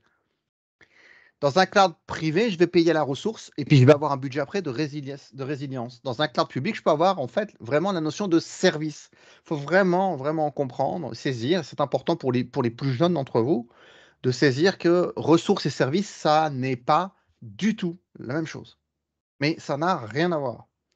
Si je vous dis, fais-moi une poutine as a service ou fais-moi une poutine as a ressource, la poutine as a ressource, c'est je vous donne les patates crues, je vous donne les oignons crus, vous faites la sauce vous-même, vous allez chercher le fromage chez la vache, etc. Et il faut rassembler tout ça pour faire le repas. The service, c'est je me pose le cul sur une chaise dans un restaurant, je commande la poutine, ma poutine savoureuse et bien chaude m'arrive et je la mange. Donc, quand je consomme un service managé chez Amazon, qui a de la résilience déjà dedans, ça fait partie du prix. Donc, j'ai moins d'ambiguïté sur l'épaisseur, tu vois. Enfin, Le prix d'une infrastructure et des besoins d'une infrastructure en privé, c'est souvent un oignon à plusieurs couches qu'on a du mal à dissocier ou à comprendre ou à réassocier après en légitimité. J'ai aussi cette problématique que j'ai beaucoup de clients qui ont du mal aujourd'hui à être capables de chiffrer, je parle en termes de prix, combien leur coûte leur cloud privé réellement aujourd'hui. Et donc, quand ils arrivent en cloud privé, public, ils disent ah, mais tel service, ça coûte cher. Oui, mais ton service, il fait déjà le boulot de 15 personnes chez toi aussi. Donc, c'est ça. Donc, le rapport, c'est ça. C'est quelle est la vision que j'ai de départ? Quels sont les objectifs que je me suis fixés dans le cloud? Qu'est-ce que je viens y chercher? Si le client n'a pas conscience qu'il vient chercher un niveau de disponibilité et de résilience supplémentaire, il ne saura pas le valoriser. Donc, on aura un problème pour dire mais c'est pas juste le prix du service. Tu as gagné ça avec. Petite anecdote personnelle pour la mettre en perspective et pour qu'on puisse comprendre.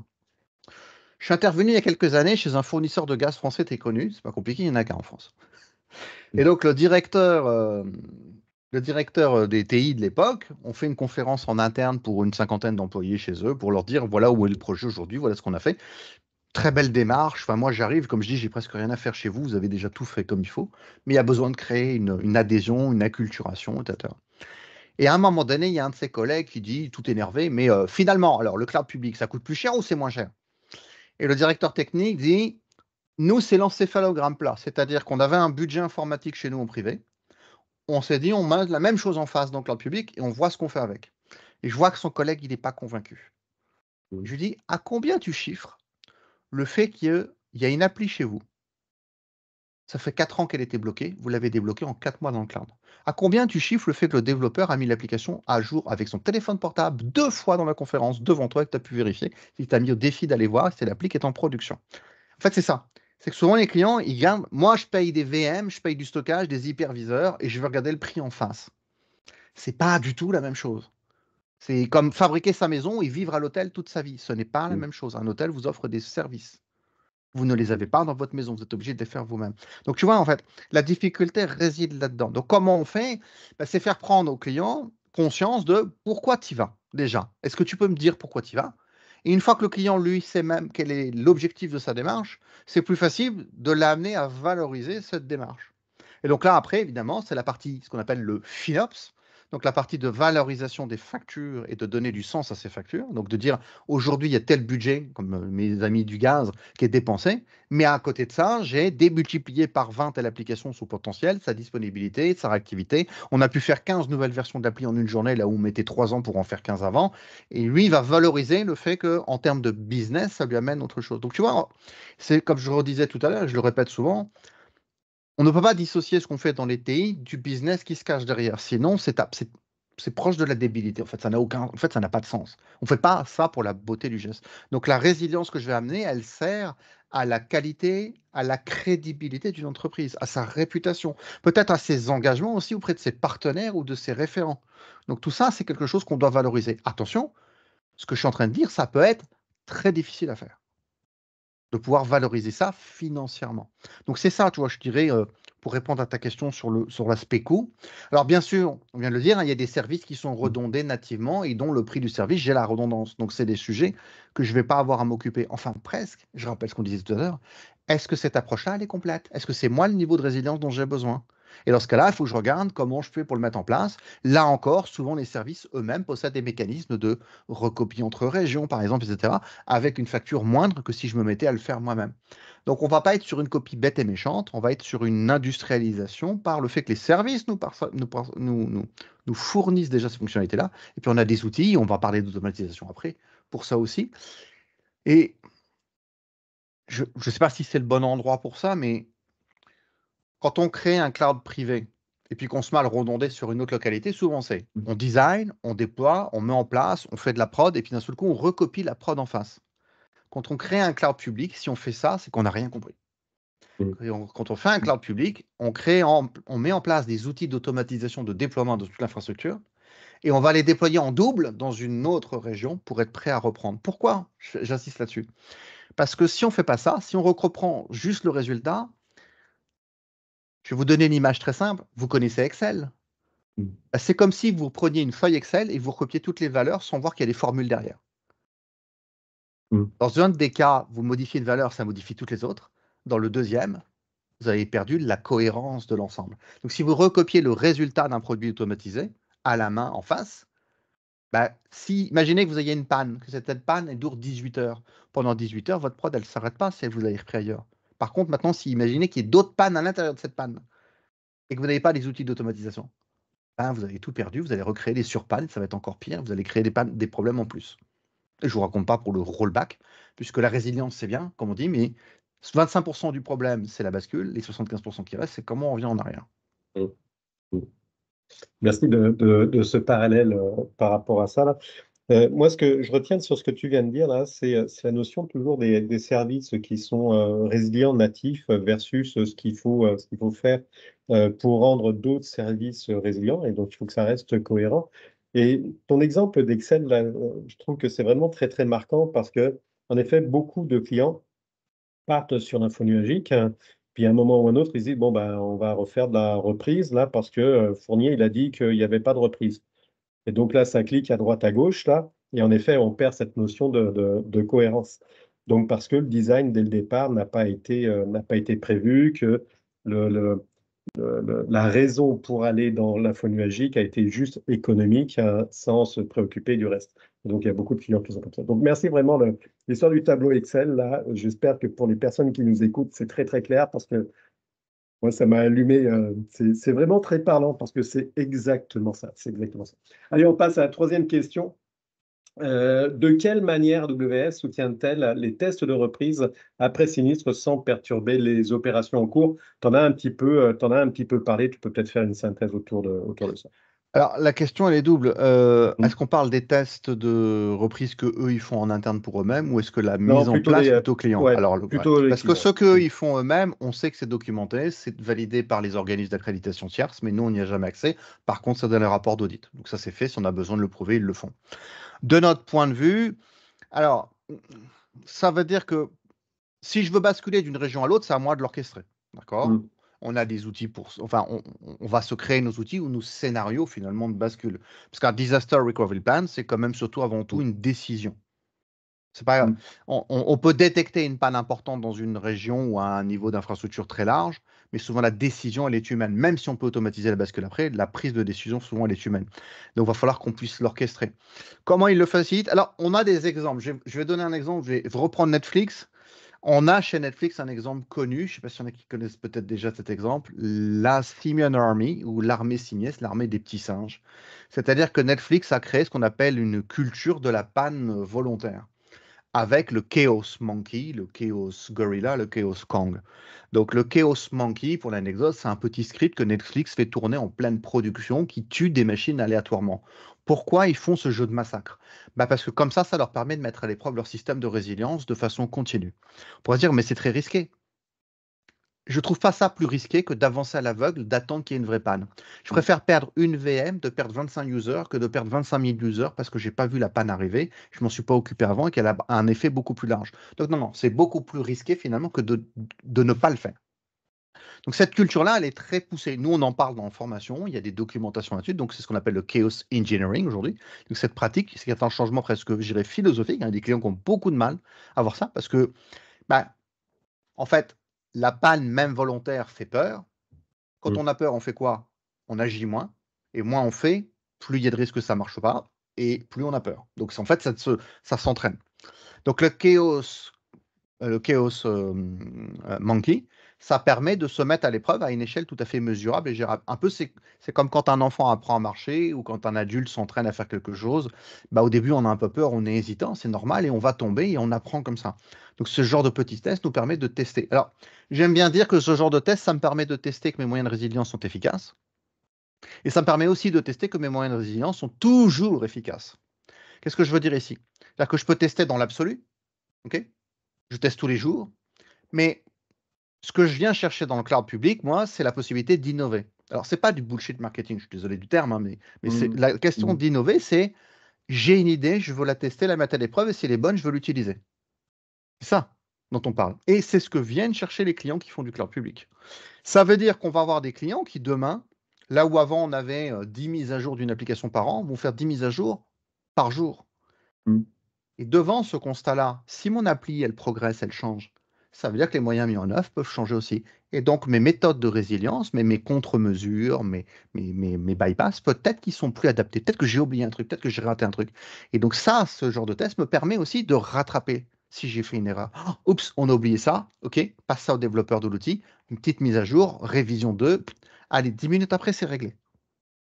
Mm. Et je préfère tester, tirer moi-même sur le fil, régler le problème en 10 minutes, que d'attendre qu'on le découvre 10 jours plus tard et de perdre 25 000 users qui, sur Twitter ou les autres réseaux, vont nous défoncer et qu'on va perdre en crédibilité. Parce que là aussi, quand le client vous dit, moi j'ai peur de faire ça, et t'as pas plus peur de perdre 250 000 personnes? T'as pas Mm. plus peur de perdre 12 000 dollars par an? Bah, je sais pas, à choisir entre les deux, personnellement, je préfère tirer sur le fil d'une machine. Mm. Et donc, il décline ça et on invite à faire ces tests évidemment à plus grande échelle. Donc là, on peut le faire à l'échelle de l'Equity Zone. C'est le cas du Chaos Gorilla, par exemple. Le Chaos Gorilla, ça permet de dire, tiens, j'ai un groupe automatique de création de machines, on appelle ça un auto-scaling group chez Amazon, qui peut permettre, par exemple, de faire 60 machines pour faire un site web sur 3 Equity Zones. Il dit, ben, tu en as 20 dans une Equity Zone, je te les tue toutes. Mm. Même chose, c'est un groupe d'automatisation qui est censé reprendre. Donc, ça nous permet de nous assurer que c'est faisable. Et après, on peut le simuler à les niveaux de la région. C'est ce qu'ils appellent le Chaos Kong. Alors, lui, il est pas fait aléatoirement. Il est fait une fois par mois. Et donc, ils font une bascule. Il leur faut 6 minutes, montre en main, pour passer des États-Unis en Europe. Ok. Et donc, il se peut que vous ayez vécu ça vous-même sans vous en rendre compte, en fait. Ça peut être. Je rappelle que quand vous regardez Netflix, la plupart des contenus que vous regardez, vous passez votre temps pas dans les menus, mais à regarder les contenus, viennent du CDN. Donc en fait, tout se passe en back-end, vous ne le voyez pas. Vous le verrez peut-être dans un menu qui se rafraîchit. Quand vous cliquez sur le bouton sur votre télécommande ou sur votre application, ça ne marche pas, puis d'un seul coup, ça fonctionne. Voilà, c'est ça dont on parle. Donc c'est très très simple. Mais là, ce que je viens de dire, ça veut dire que Netflix est en mesure, par cette culture, par cette pratique, de faire 12 tests de Disaster Recovery Plan par an.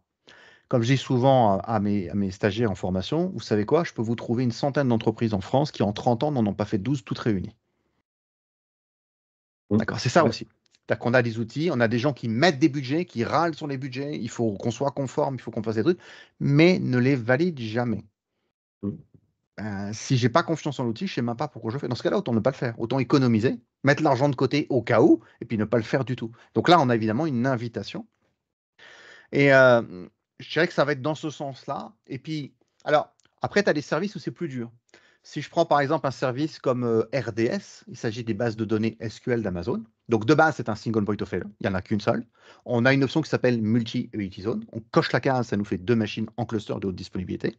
Bah là, on n'a pas le mécanisme de bascule de test. Il n'existe pas. Donc on est obligé d'attendre que ça arrive chez eux ou de voir comment on pourrait faire ça. Voilà, par exemple, là, on n'a pas du tout. Un service comme S3, ma donnée est résiliente sur toute la région. Je peux m'amuser à basculer d'une région à l'autre, mais je ne peux pas simuler une panne interne. Donc j'ai ces limites-là. Et donc je devrais me faire avec les limites des services et de ce qu'ils me proposent comme fonctionnalité. Donc là aussi, ce qu'on disait tout à l'heure en termes de culture, il faut que j'aille regarder la fiche descriptive quand même des services et que j'aille regarder dans le détail. Maintenant, gardons en tête que ce n'est pas le boulot de tout le monde, ça. C'est le boulot des gens, donc ce qu'on appelait le Cloud Center for Excellence, donc l'équipe cloud, d'aller voir ce genre de détails pour en prendre conscience, le documenter, bien sûr, c'est évident, et ensuite le refléter dans tout ce qui est procédure d'exploitation, d'organisation, pour dire, bon, ce niveau-là nous satisfait ou ne nous satisfait pas, et on complète ce qu'on peut faire. Le fait que dès que tu commences ton architecture d'installation dans le cloud et puis que tu fais en sorte qu'elle soit résiliente, ça va te faciliter grandement les choses et en effet, tu vas basculer de façon automatique, voire complètement transparente. Mais du moment que tu le fais a posteriori, enfin bon, bref, après que tu aies installé tout ton bazar, là, va falloir que tu gères en fait vraiment à la mimine les bascules et puis avec les arrêts d'activité, c'est ce que je comprends, hein. Oui, tout à fait. Euh, sur les tests réels, en effet, il y a toute une peur qui est autour de ça, hein. Quand j'étais en Europe, justement, là, on faisait des bascules réelles, là, et la plus grosse difficulté, ce n'était pas l'aspect technique, c'était l'aspect psychologique au niveau de la gestion, qui, eux, étaient vraiment très, très, très, très apeurés par rapport à ça. Donc, ça prenait beaucoup de temps, là, mais une fois que ça marchait bien, ils étaient contents.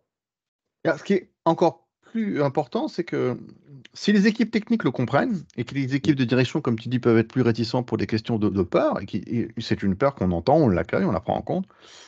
Ce qu'ils ont du mal à percevoir, c'est qu'une fois qu'ils l'ont testé, qu'ils ont validé, ils s'aperçoivent que c'est l'inverse.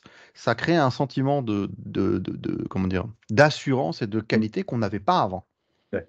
Et c'est quelque chose qu'on peut valoriser aussi au point de vue de nos clients. C'est-à-dire que quand on prend un engagement de résilience, on sait que c'est pas un mensonge, c'est pas juste du Mm. marketing. On sait qu'on est capable et que l'engagement, quand tu dis je suis disponible à 99,99%, je sais que je le suis réellement.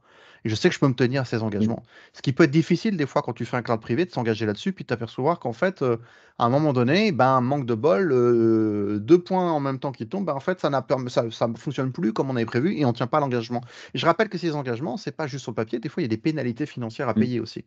Donc, c'est pour ça que tester, ça a cette valeur de me dire, ouais, il vaut mieux que je paye le test que de payer les pénalités qui vont aller derrière. Mm. Merci pour le complément. Je vais aller sur la septième question. Quel outil AWS recommandes-tu pour automatiser la reprise informatique et réduire les temps de récupération après un incident? Tu en as un petit peu abordé, je te laisse compléter. Ah bah, d'abord les architectes, Mm. donc d'abord les humains. Et pourquoi je te dis ça? J'explique rapidement. J'ai un petit agacement avec le mot outil, parce que le mot outil, c'est un outil, Mm. c'est le Mm. terme qu'on utilise. En général, moi, ça me fait peur quand j'arrive chez un client, quand le client commence à me parler des outils. En fait, derrière le mot outil, il y a la croyance que il faut qu'on a le bon outil, tout va passer tout seul. Je donne toujours l'illustration, je dis, si je prends une salle d'opération dans un hôpital avec quelqu'un en train de mourir et plein d'outils, si je vous mets dans la salle d'opération, vous avez beau avoir vu Urgence ou Grey's Anatomy, Mm. vous allez tuer la personne. C'est-à-dire que les meilleurs outils du monde ne font pas le savoir-faire. Mm. Donc, Mm. le premier point, c'est avoir la conscience, comme je disais tout à l'heure, la culture. Dans les outils maintenant et dans les pratiques, on va pouvoir, je pense, associer les notions. Bah, tu vas sur l'automatisation. Donc déjà, c'est un premier point, parce que tu sais que tu as des clients qui vont te parler de résilience à la main encore aujourd'hui.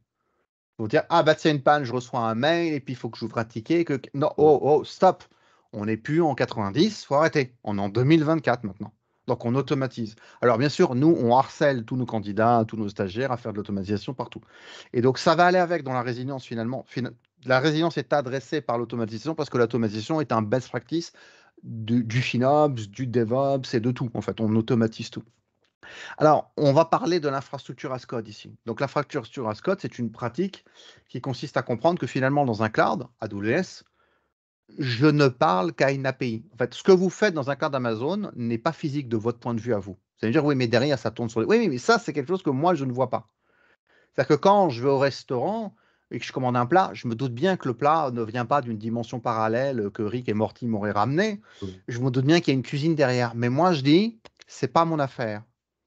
Et donc, dans un cloud public, je sais bien qu'il y a des choses qui vont retourner, mais je dis, c'est pas mon affaire, c'est pas à moi de m'en occuper.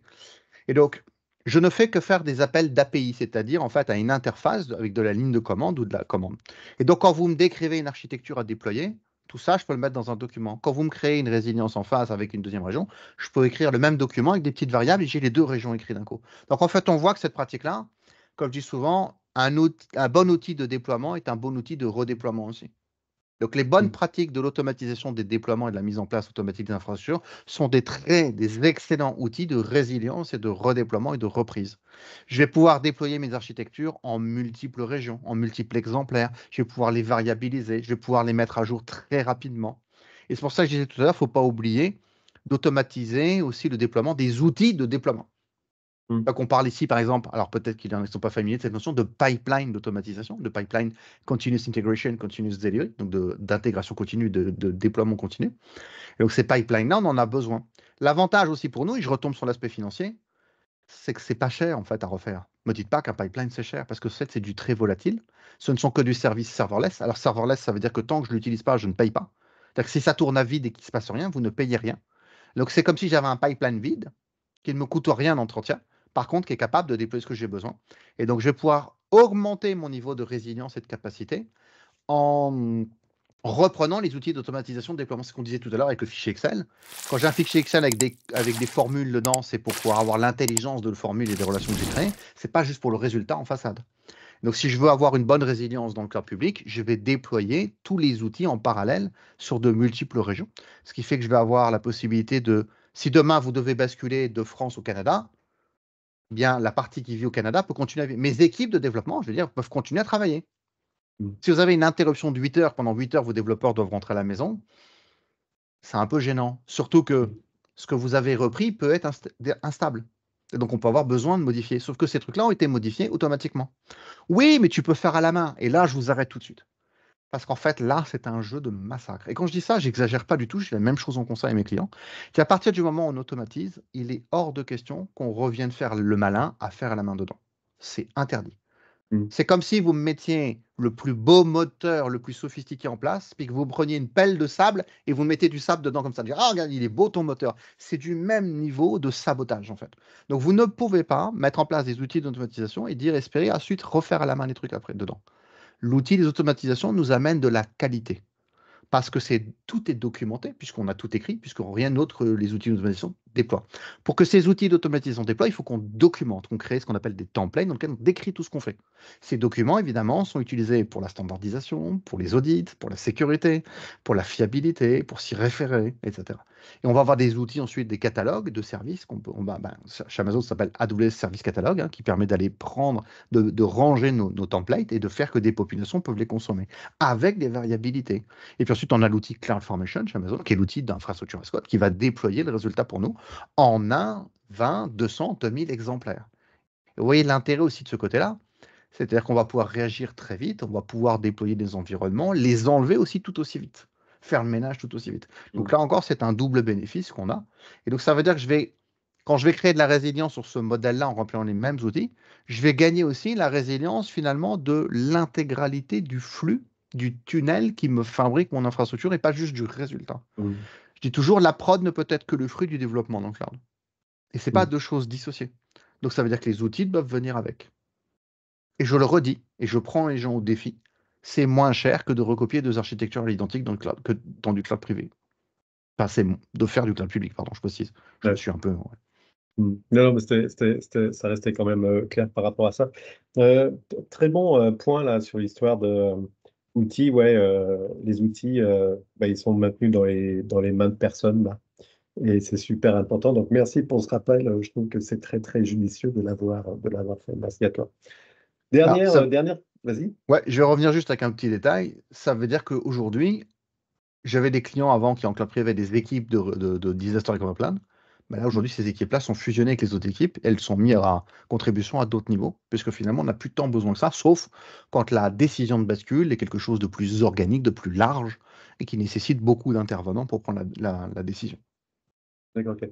Donc là, il y a quand même une économie d'échelle sur les ressources par rapport à Oui, ça. tu mutualises en fait, hein, Mutualisation. et tu Ouais. tu n'as pas à refaire, l'exercice, c'est vraiment colossal. Et c'est revenu un peu dans un autre sujet tout à l'heure où je revenais revenir dessus. Quand on fait à la main un truc, c'est jamais gratuit. La Mm. personne qui le fait, elle n'est pas gratuite, sa Ah, compétence, bah, elle n'est ça. pas gratuite, son Mm. remplacement, il n'est pas gratuit.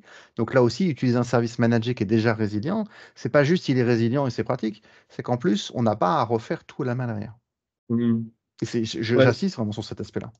ouais, c'est vraiment c'est un gain de temps, hein, toute cette notion d'automatisation pour reconstruire les infrastructures. Après, restent quand même les données, parce que quand tu construis l'infrastructure, ça va être la machine, la puissance, ce genre de choses-là, les configurations, là. Et après, les données vitales, hein, il faut quand même les remettre sur la machine.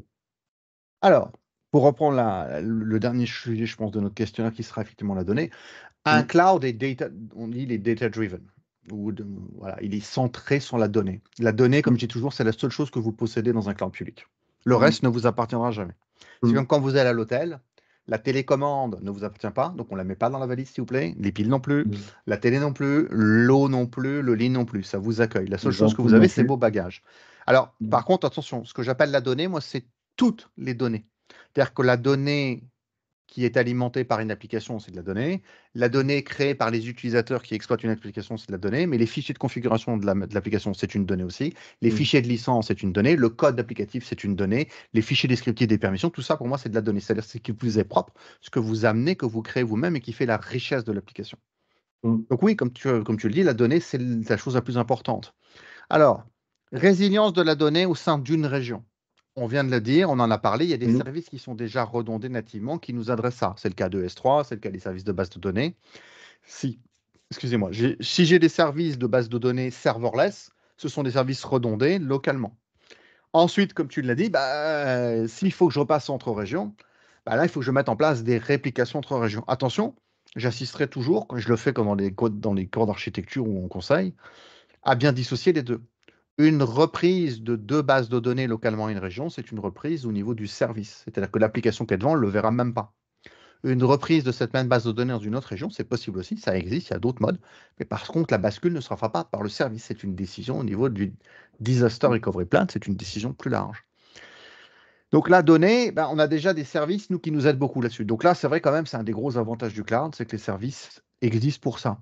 Après, je te dirais qu'on a beaucoup de données aujourd'hui qu'on évacue des machines directement, qu'on ne traite plus par la machine. Donc ça, c'est un gros changement culturel aussi qui fait qu'on a beaucoup moins la contrainte d'aller recopier des milliers de disques durs virtuels.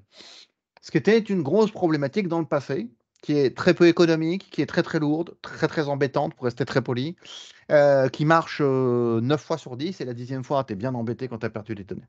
Donc, on a moins cette problématique-là parce qu'aujourd'hui, on va avoir tendance à stocker la donnée sur des services centralisés de données, comme S3, plutôt qu'à la laisser pourrir dans des disques durs. Je la laisse vivre dans un disque dur quand elle est légitime. Pour moi, sinon, elle pourrit. Elle me pourrit le disque, elle me pourrit la machine, elle me pourrit mon organisation. Donc, on a ce best practice qui dit, mais si la donnée n'a rien à faire ici, c'est que tu dois la mettre ailleurs. Donc, on réinsiste sur ILM, Information Lifecycle Management. C'est un truc qui a 30 ans aujourd'hui, mais quand même, on réinsiste sur, il n'y a pas one storage to rule them all. Ça n'existe pas, ça. D'accord? Il n'y a pas le stockage unique. Donc, ça veut dire qu'on insiste sur l'idée que même pour une donnée spécifique, entre le début de sa vie et sa fin, elle peut exister à plusieurs endroits différents. Donc, on va déjà inviter les clients à prendre conscience de ça. Donc, trouver la bonne solution de stockage appropriée au moment du stockage et de l'exploitation de la donnée. Et donc, rien que ça, déjà, ça change la donne. Un service comme S3, je n'ai pas besoin trop de me soucier de la redondance. J'ai mon bucket dans une région, si j'ai besoin, je le recopie dans une deuxième région. Ça y est, plus résilient, il n'y a pas. Je ne peux pas faire plus. Et c'est fait en 2 décisions. Si tu me fais la même chose au milieu de 3000 machines, bon courage, je te regarde faire, mais je t'assiste plus, moi. Je laisse tomber.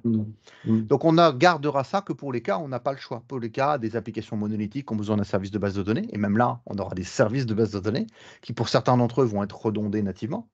Tu prends une base de données SQL de type MySQL chez Amazon, c'est RDS MySQL. Donc, de base, c'est un single point of failure, puis tu crées une redondance avec le multi-utility zone.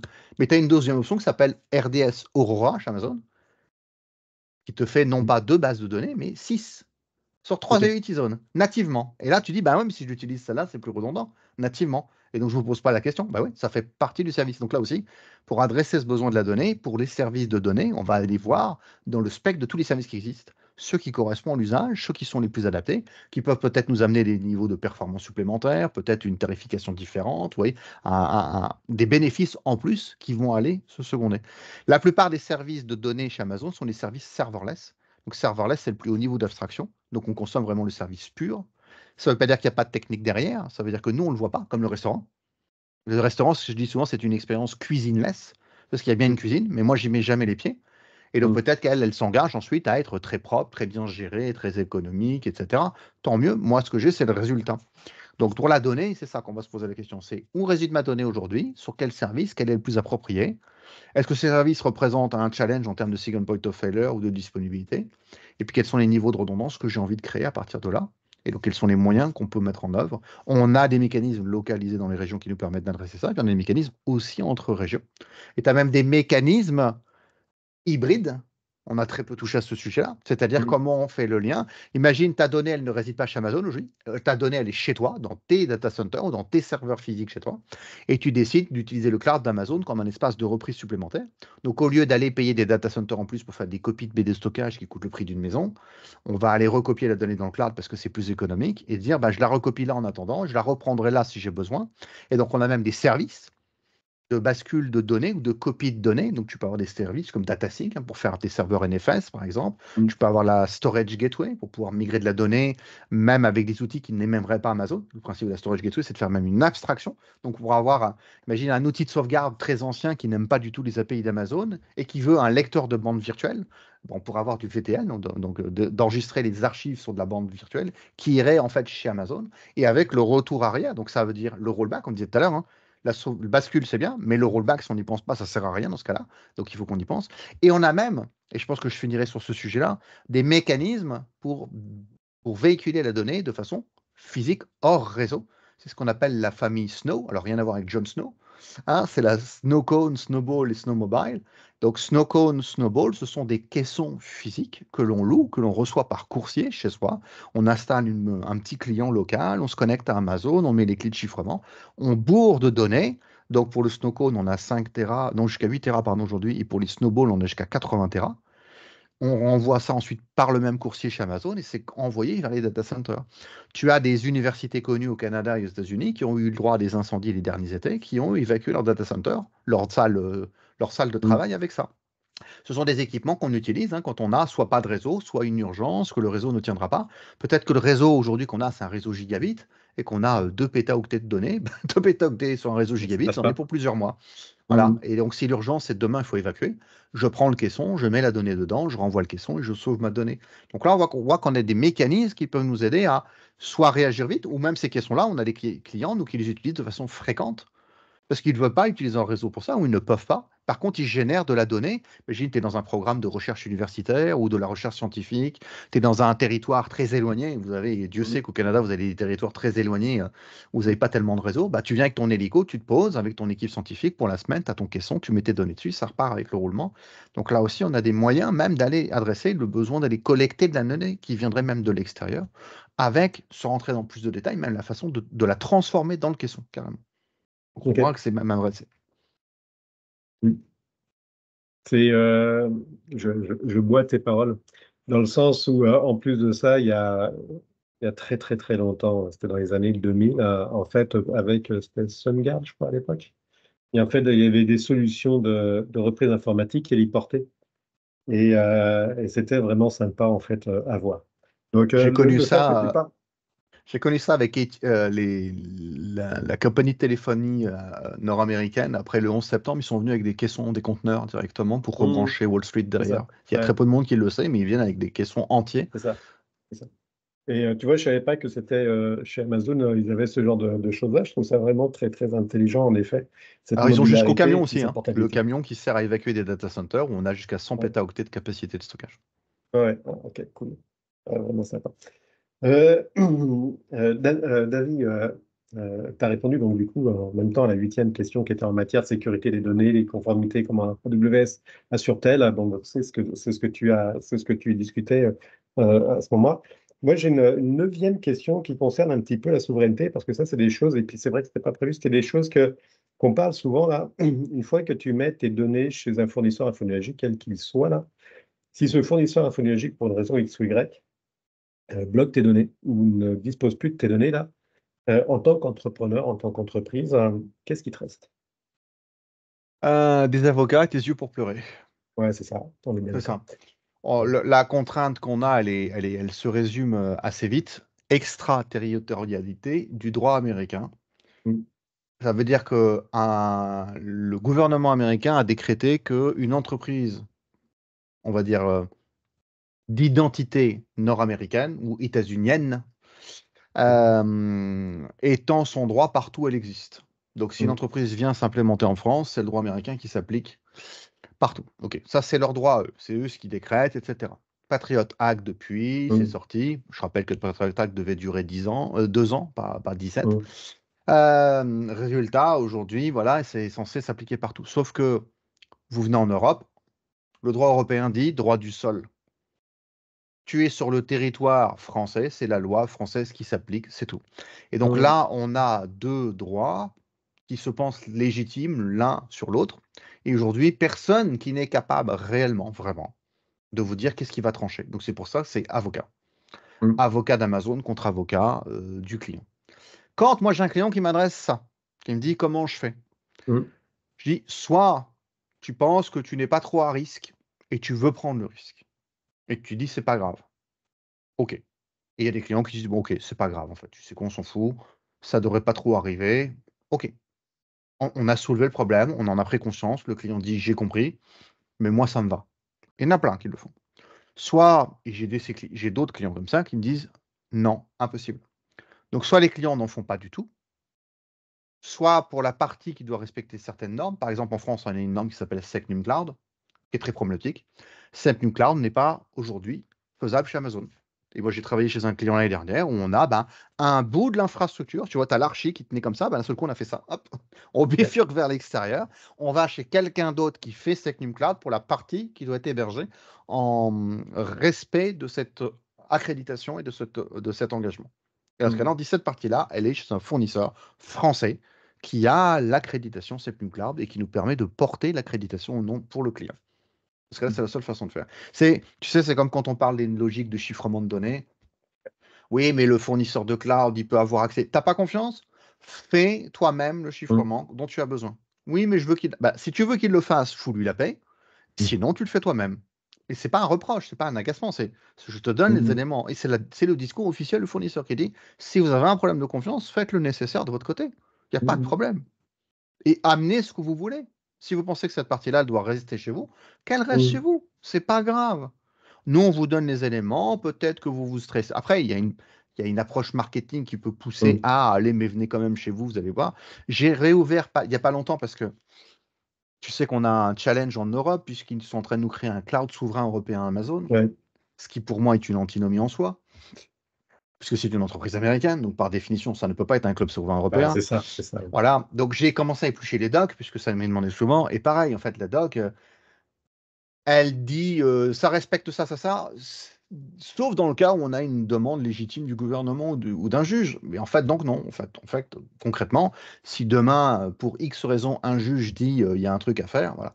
Et quel est le problème que ça pose réellement? Parce qu'on pourrait dire, ouais, mais s'il y a un juge qui pose un problème, c'est que tu as enfreint les lois. Non. Alors là, c'est peut-être un peu trop large pour ce sujet, et on verra. Peut-être que tu pourras couper. Mais si on se rappelle, on a certaines grandes entreprises américaines qui aiment bien racheter les entreprises européennes Ouais. et souvent elles leur mettent la pression avec des manipulations, un peu de désinformation. Et on a des histoires connues comme ça, comme Alstom en France, où on a eu un employé qui a été retenu en prison pendant 6 mois de Mm. façon tout à fait discutable et qui a été libéré à partir du moment où l'entreprise a été vendue, sans justification. Donc on peut Mm. avoir aussi une démarche juridique faussée pour mettre la main sur des données critiques. Ça s'appelle de l'information industrielle, c'est stratégique, ça Mm. existe. Et garder l'innocence comme quoi ça n'existerait pas est d'une naïveté très dangereuse. Donc oui, quand on arrive en tout cas sur ce champ-là, tu as raison, on se pose la question avec les clients. Mm. Si le client est peu suspicieux ou se pose pas trop de questions, il peut très bien y aller. S'il a un doute, on l'adresse en disant, bon, je pense que pour arriver au plus haut niveau de satisfaction par rapport à tes engagements, soit celui qui prenne te convient et tu es très heureux, soit il ne te convient pas. Alors dans ce cas-là, il faudra définir si c'est tout qui ne convient pas, et dans ce cas-là, on n'y va pas du tout, soit c'est quelle partie qui ne convient pas et que tu voudrais potentiellement mettre ailleurs, de sécuriser dans ton coffre-fort à toi, dans laquelle tu as le niveau de satisfaction. Quand tu parles de coffre-fort, c'est du style, je fais une sauvegarde en local chez moi de ce qu'il y a dans l'info nuagique? Non, là, je parle plutôt Non? je parlerais plutôt de dissocier une brique de l'application qui contiendrait des données que je ne veux jamais voir dans le cloud public. D'accord. Plutôt dans ce sens-là, tu vois, de Ouais. chambre forte où moi, je peux exécuter impérativement l'appli. Et il y a des flux d'informations qui peuvent aller vers le cloud ou y en venir, mais le back-end de la donnée de façon très claire, ou par exemple, mon propre algorithme dans ma propre IA ne Mm. réside pas chez eux parce que je ne veux pas qu'on prenne à aucun moment le risque qu'on puisse me le voler. On va dire, oui, mais Amazon ne va pas te voler, j'en sais rien. Entre la paranoïa et la lucidité, Ouais, il ça. y a juste qu'un degré à franchir.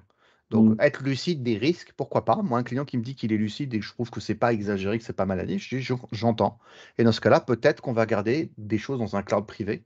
Et c'est aussi Mm. pour ça qu'on a beaucoup de clients qui gardent des clouds privés. C'est Ouais, qu'ils ont des problèmes de confiance sur des éléments qui sont tout à fait justifiables et il n'y a pas de discussion à avoir. Moi, quand un Mm. client me dit, je veux garder ça chez moi, je dis, très bien, ça Mm. me va. Comment on fait le lien entre les deux? Comment on s'assure qu'il n'y ait pas de pénétration de l'un à l'autre que Mm. tu ne L'un souhaiterais à pas, que l'autre. tu ne maîtriserais pas? Mm. Ok. Bon, bah écoute, parfait. Là, ça fait un sacré paquet de minutes on a largement explosé le temps. Je pense que c'est l'interview où j'ai explosé le plus de temps, mais c'est vraiment passionnant. David, je te remercie vraiment de tout le contenu. Tu as été vraiment excessivement généreux. Tu as vraiment bien joué le jeu de ces huit questions. Je te remercie. Je vais te laisser le mot de la fin, et puis après, on coupera. Le mot de la fin, je vais revenir sur le premier. Prenez connaissance, allez chercher le sens de ce que vous faites. Ne faites pas de la technologie pour la technologie. Ne lisez pas les white papers en disant qu'il faut les appliquer bêtement. Donnez-vous un sens. Tout ce qu'on fait répond à un besoin et génère une valeur. S'il n'y a pas ces deux mots-là dans la démarche, alors fuyez le projet ou réinterrogez la démarche.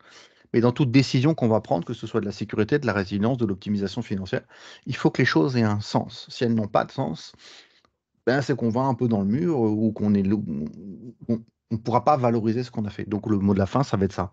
Voilà, prenez connaissance des choses, prenez du recul, apprenez le nécessaire, prenez le temps, interrogez le sens de la démarche des autres, interrogez la vôtre, et puis essayez de remettre ça dans une globalisation beaucoup plus large, ce qui en général vous donnera une bonne perspective. Et on fait moins d'erreurs quand on fait ça. Mm. David, je te remercie Merci à énormément. toi. Je À t'en prie. tous, au revoir et puis n'hésitez pas si vous voulez contacter David, vous allez sur LinkedIn, vous allez le trouver, il est partout. Voilà, vous Donc, me trouverez et vous me trouverez dans d'autres podcasts aussi au ouais, Canada et en France. il y en a plein, je vais marquer tout ça dans le description. Merci encore David et puis à très bientôt, bye bye. Merci à toi. Au revoir.